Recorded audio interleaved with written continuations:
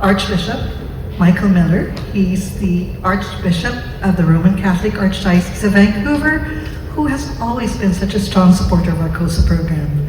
Please stand, Archbishop, for any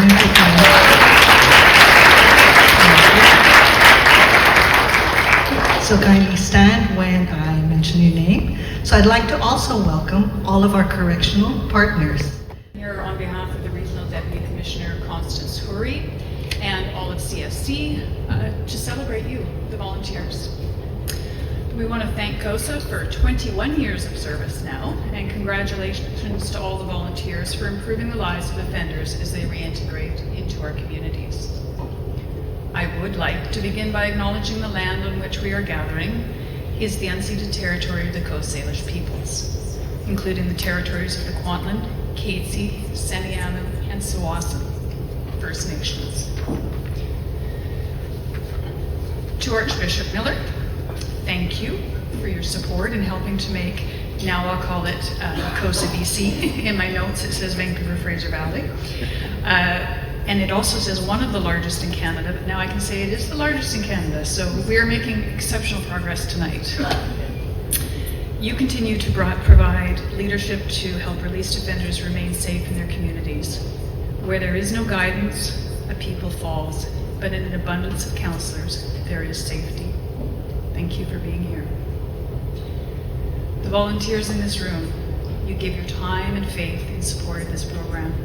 Your examples of leadership, compassion, and acceptance shows confidence that people can make genuine change when they are properly supported. Your caring about people make a difference. What you do as volunteers help to make the world a better and more humane, accepting place.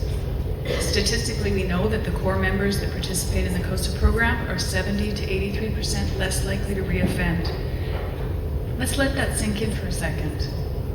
This is an exceptional outcome.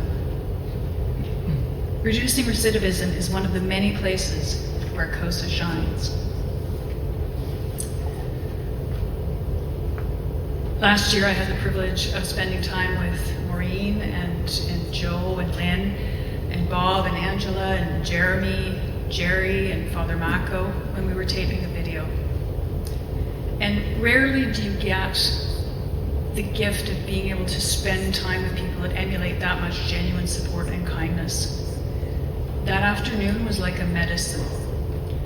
I came out of there feeling refreshed and energized, and I can't imagine what it does for the core members to have that kind of support. I would also like to take a moment to appreciate the exceptional energy and dedication of Maureen. As far as we can tell in CSC, Maureen does not ever rest, and I mean never rest. She is always looking for more ways to help the core members, grow the program, and help more people. Her hard work happens in unison with her commitments to building and cultivating relationships with her volunteers, team, partners, core member, and family. On behalf of the Correctional Service of Canada, we thank each of you for every moment of your time and commitment. Enjoy your evening, everybody.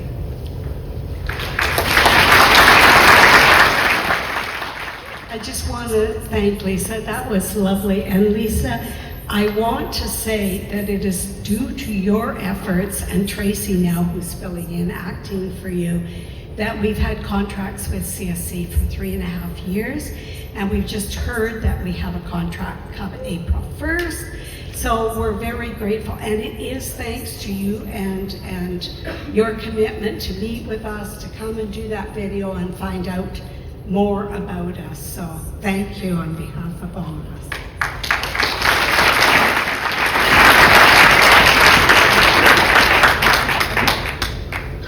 I would now like to welcome up Archbishop Michael Millar of the Archdiocese of Vancouver to come forward and bless our food. Archbishop Millar has been a long-standing supporter of CoSA by providing staff support, resources, and funding since 2009 when he became our Archbishop. Thank you. Once again, it's a great pleasure, indeed an honor, to be able to be with such a wonderful group of people. I was thinking of a few adjectives that come to mind to describe why we come together this evening. One of the words is courageous. People in different ways. The core members are courageous because they have stepped forward. The volunteers are courageous for what they do. So enormous sense of, I think that this is a group of courageous women and men who are gathered here, everyone, kind of for a different reason. So I think that's something to be grateful for. A second word is admiration, that I think we all admire. We admire the core members.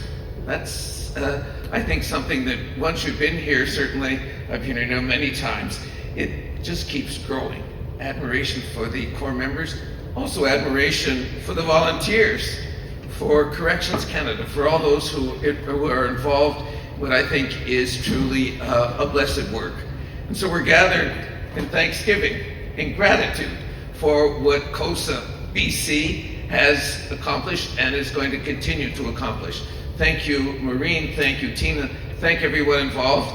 And I think we should take to heart, and I guess Maureen might have been looking at me in the Archdiocese, we should take to heart the need that if we want CoSA to continue to be strong, to be able to show forth its courage, its gratitude, and its admiration, we do have to support it by, our back pockets. So before, I think it's now, do I get to say the grace, Angela? That's it. I think there's food being prepared. I can see they're taking the lids off the dishes. Let's bow our heads just for a moment and pray. I'm so much taller than the mic. If I could just lean over like this, we don't have to move it.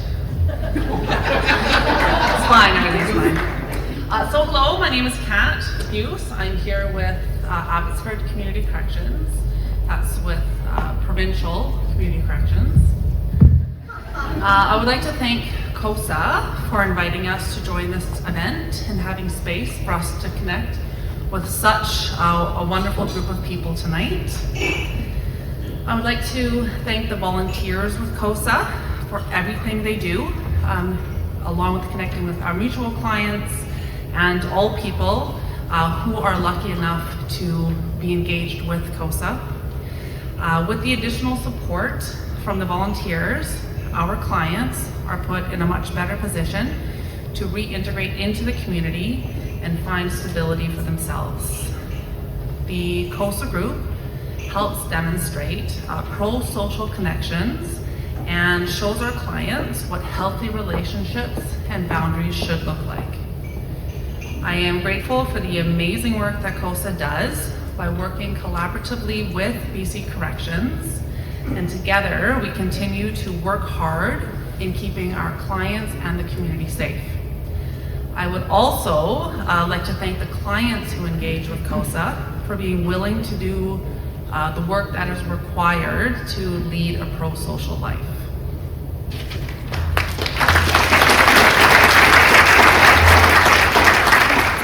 Hi everyone, I'm Taryn McCauley. I am a local manager at Chilliwack Community Corrections, also BC Corrections. But prior to that, I was an integrated transitional and release planning coordinator at Ford Mountain Correctional Center. That's a really fancy way of saying I was an institutional probation officer. Ford Mountain is the only provincial correctional center that offers treatment programming for men who committed sexually motivated offenses. So CoSA became a really integral part of our release planning process. I just want to say a huge thank you to Maureen and all of the CoSA volunteers who enabled us to have the opportunity to refer our clients. I also know that all of the clients who engaged in CoSA circles were grateful as well to be a part of that process. If you guys have any questions at all tonight about how BC Corrections engages with CoSA or how vice versa, my colleague Kat here will be happy to answer any of those. Thank you very much for having us, and happy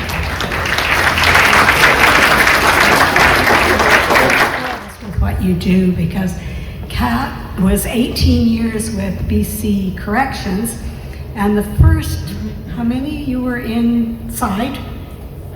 And then you found that you couldn't lend as much of a helping hand as you wanted to, so you started to work in the community. So the guys are pretty lucky, so that's great. Let's see.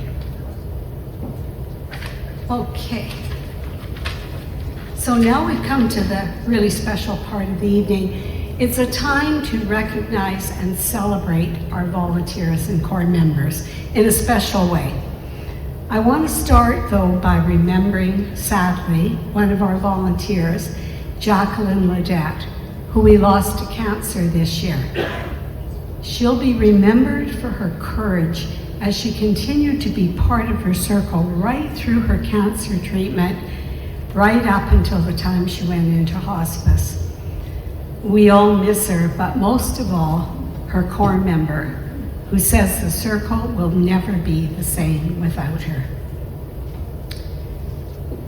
So back to our volunteers. We have over 100 volunteers sitting on circles, and another 20 who sit on the board and other committees working behind the scenes to ensure that the program is effective and well run,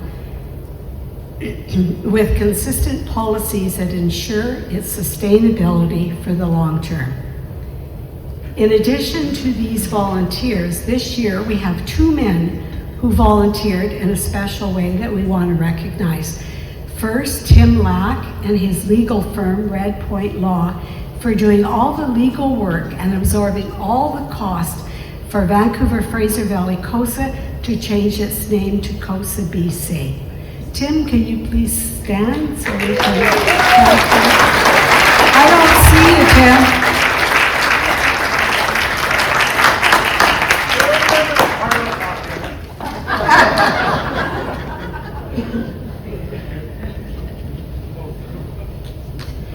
And next, we want to thank the other gentleman, Bill Kingsland, who was our site administrator.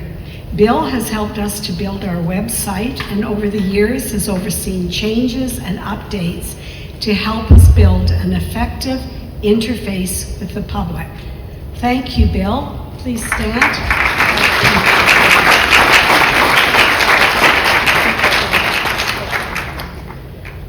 And now we're privileged to hear from 2 of our circle volunteers, Lexi and Josh. I'm sorry, we changed the order so you didn't know to come up. So can you come up, Lexi?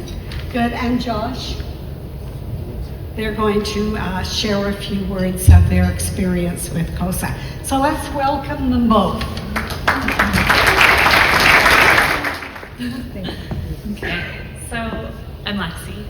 I came to CoSA in 2022 after throwing myself into a research rabbit hole about sexual assault.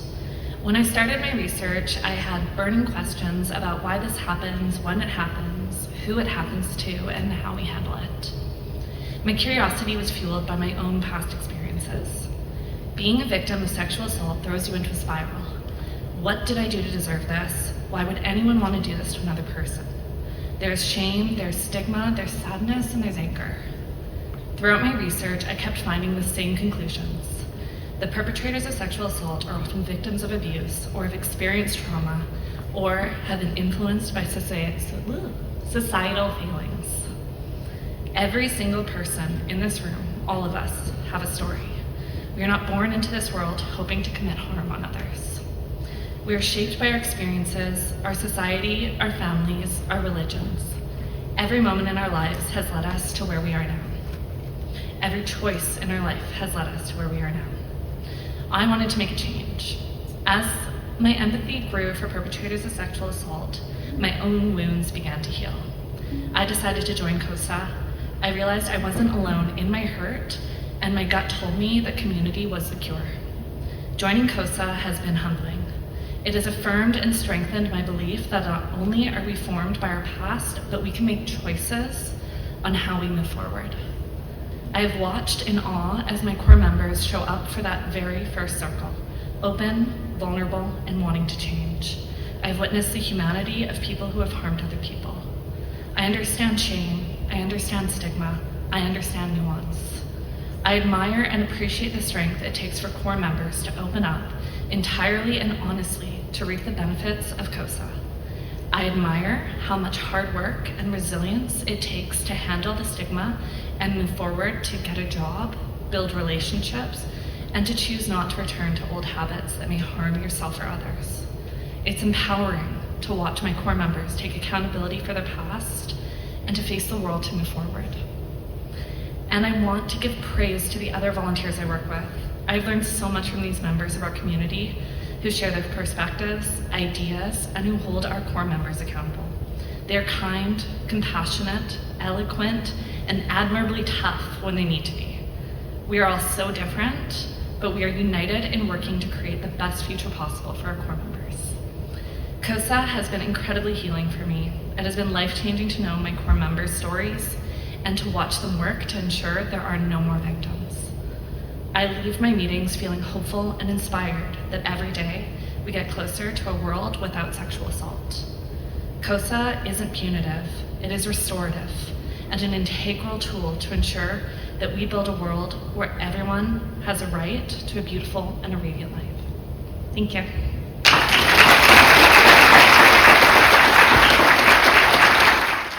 My name is Joshua Kruger, and I've been asked to share a little bit about what my experience has been as a volunteer. I joined CoSA when a family friend reached out to me. I had recently finished my undergrad degree, and I had done some studying in restorative justice, and so I thought, this is a wonderful program, I'd like to get involved in it. My first core member was a fairly small, but very high energy, very high conflict individual. And let me tell you, I was much more book smarts than street smarts at the time. But you learn how to communicate with people who come from very, very different walks of life from yourself.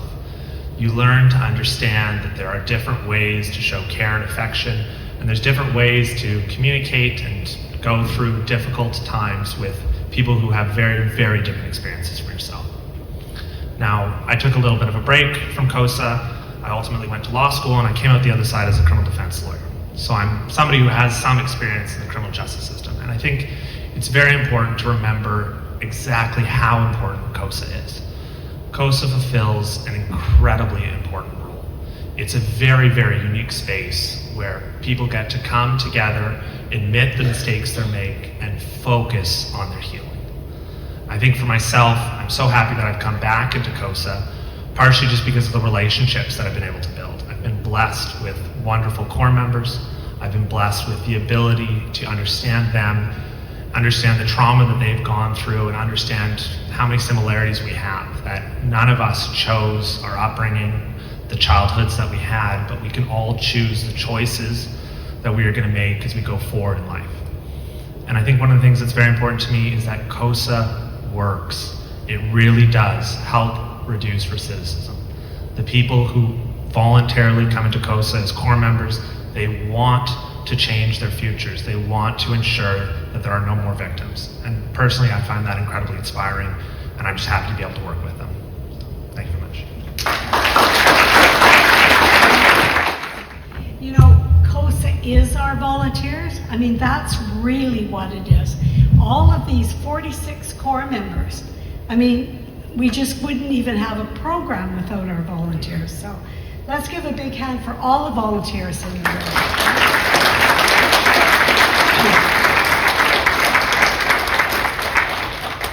So they're important, but they're not the highlight of the evening. The highlight is the core members who are going to share with us.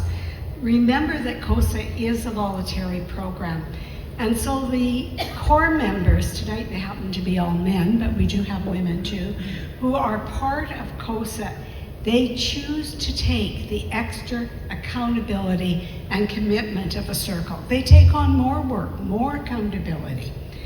We're grateful tonight that we have core members who have the courage to get up in front of everyone and share with us.